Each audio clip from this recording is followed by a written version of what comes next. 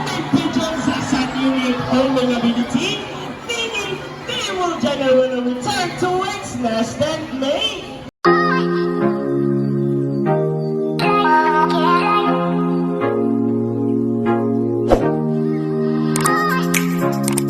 Accepting our black racing bird, Jackal! Jackal is our Molucan Kakatu. Scientific name is Kakatua molucensis. These birds can be found in eastern Indonesia, and they are the largest among the white cockatoos. Go, Jackal!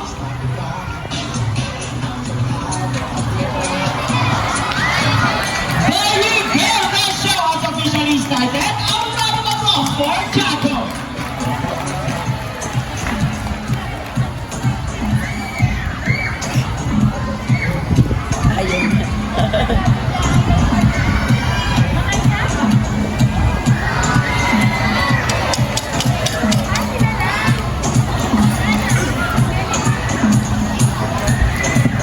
Hello everyone and welcome to Manila Ocean Park's All-Star Bird Show with me, Trainer Francis. Now guys, here's an object that I will hide under one of these silver cups. Where do you want me to put this object? On your left, on your right, or here in the middle? Which side? Left, right, or middle? Alright, so let's put it right here. Now let's call in our psychic bird, Dazzle. Dazzle is our soulful crested cockatoo. Scientific name is Kakatua calerita. Common inhabitants are open woodlands and forest areas around the east coast of Australia. They are very loud birds and can mimic almost any sound.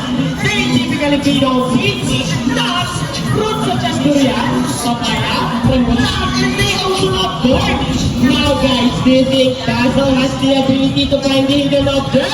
When is yes, say you can do it, Dazzle! Go, Dazzle, find the hidden object for us!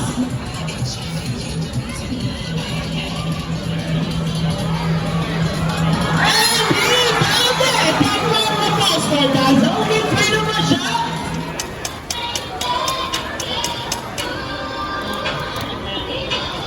Now, our next featured birds are just like any married couple, monogamous, meaning they will be partners for a lifetime. Pretty romantic, right? But as any couple will attest in a relationship, there will always be battles. Meet Sassy and Rocky, our beautiful pair of twin-winged macaws. And today, they will battle it out to see who's the best in a basketball game. But before we start this battle, I will divide you guys into two groups. There's the girls. All the girls will cheer for Sassy. Come on, girls, let me cheer. Sassy! Sassy! Sassy, sassy. Very good. And all the boys will cheer for Rocky. Come on, boys, let me cheer. Rocky! Rocky! Very well. So birds ready? Trainers ready? Set, go! Here comes Rocky on his first time. First one for Rocky. Followed by Sassy. Second shot for Rocky. All it's a nice time for the ball. Rocky wins! Trainer April, what can you say about that? You guys lose this time.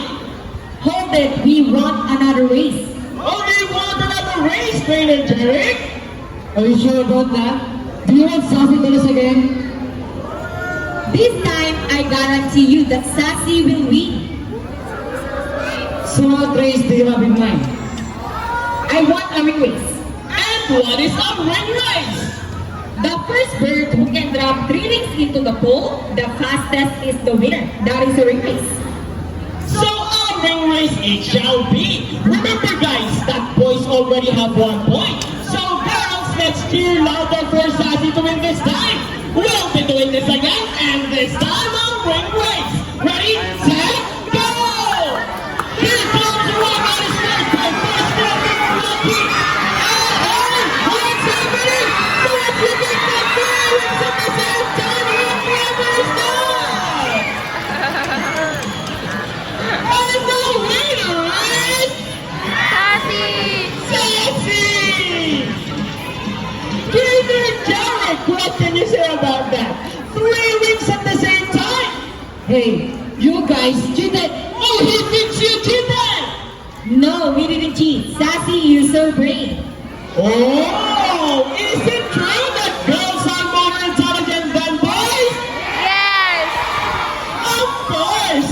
Now, the round of applause for Sassy and Rocky with Trainer April and Trainer Jerry!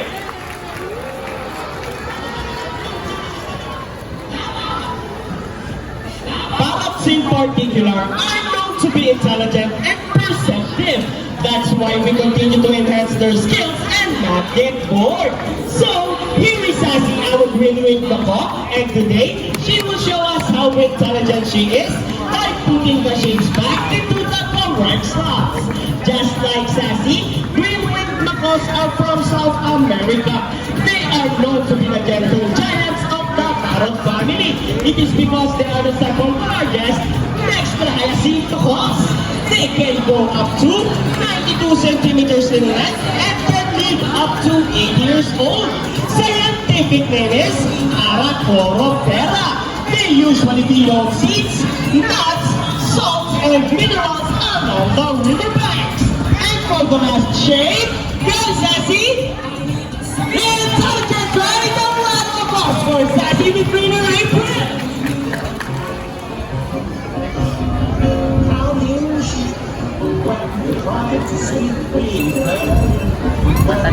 Now guys, who loves math? Everyone here knows addition, right? Because this next part of our program will leave most people baffled and amazed. Even as trainers, do you think both can do math? Well, before we call in our mathematical wizard, I'll be needing 2 numbers between 1 to 50. Any numbers between 1 to 50? Alright, so the first number is number 7. How about the second number? Alright, so the second number is number 10. So the equation is 7 plus 10. Let's see if our mathematical wizard can solve this equation. But first, Trainer JV will shuffle the numbers.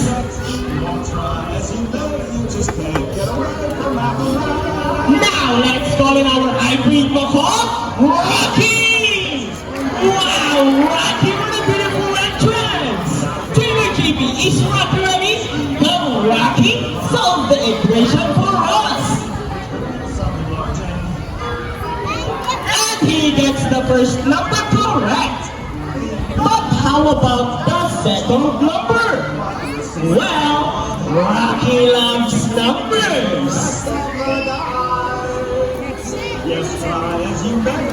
And he gets the number 7.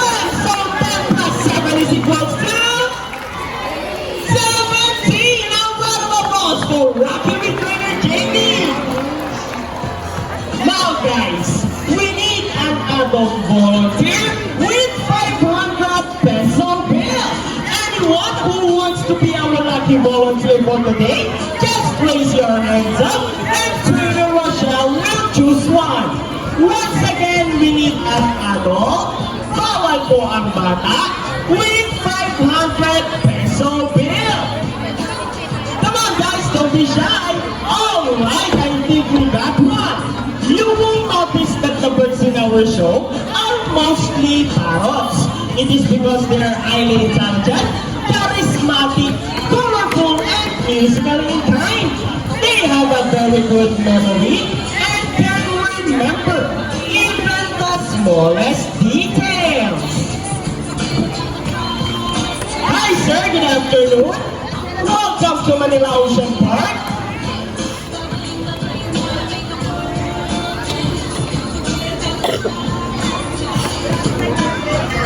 Hi sir, first off, what is your name? I'm John Panidi. A round of applause for our volunteer, Mr. Joe. Now sir, may I have your 500 peso bill?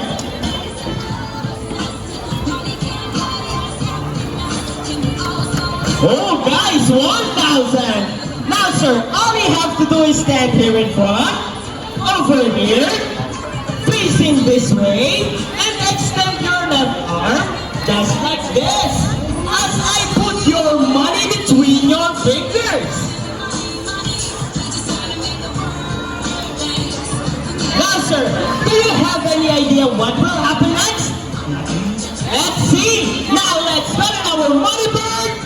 Buddy! Buddy is also our Mohogan Kakatu! Buddy flies over. Oh, he gets some money and flies back. And I think Buddy gets more than my money! I want to cross for our dollar! So I have a question for you. Did you know that Manila Ocean Park is also a rescue center for birds?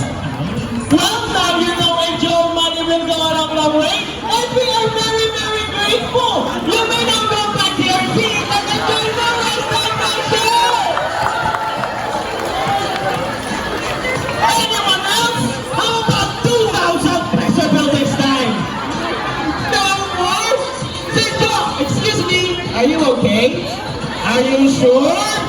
Why do you look so sad? No, sir, we're just kidding. It's all part of our show. Please come back here in front and we'll give your money back. Please come back here in front, sir.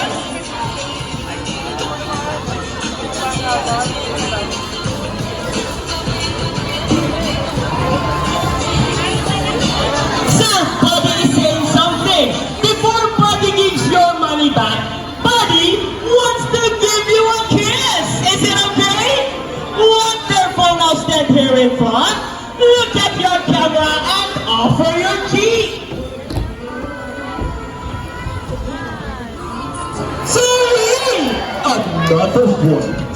How about on your hand? Just open your palm and look at the camera. Smile.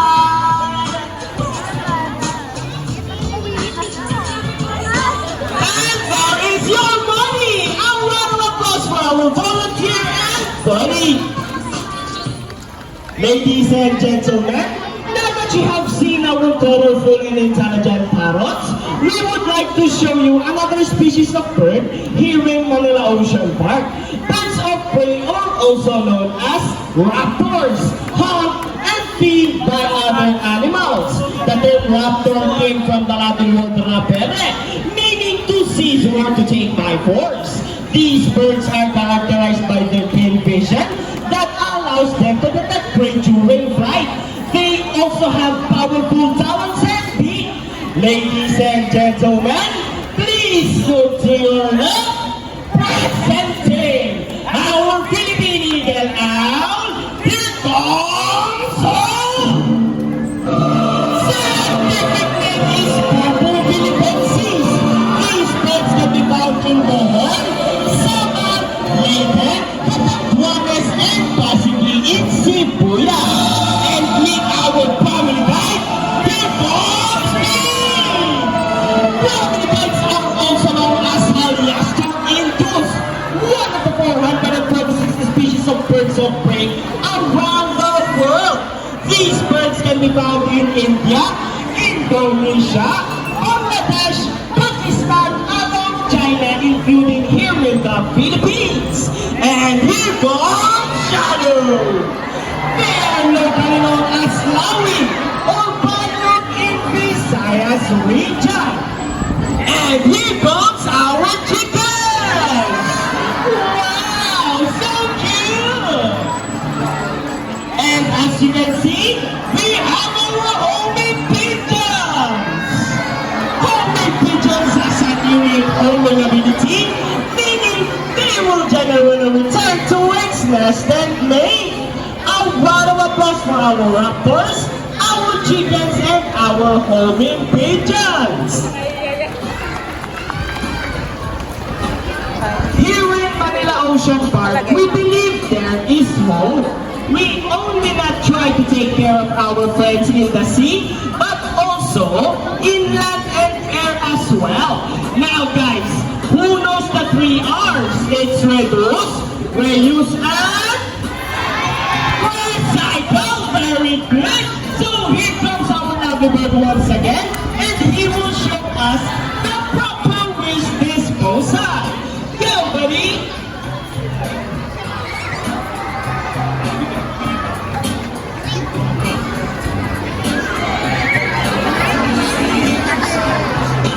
Easy, right? So if the birds can't do it, so can we. Sarap ang hangin. Ladies and gentlemen, we hope you enjoyed our show. Our Wild Bird Spectacular! Well, in our own way, no matter how small the effort, let's take action in saving them from exploitation or even extinction. Please let's all do our part in saving the world. Because remember, this is the only home we've got.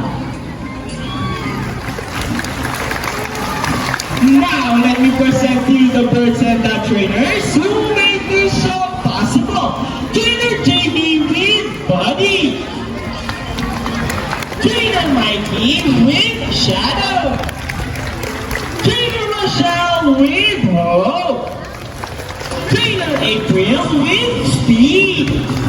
And once again, I am Trainer Francis. Thank you and goodbye.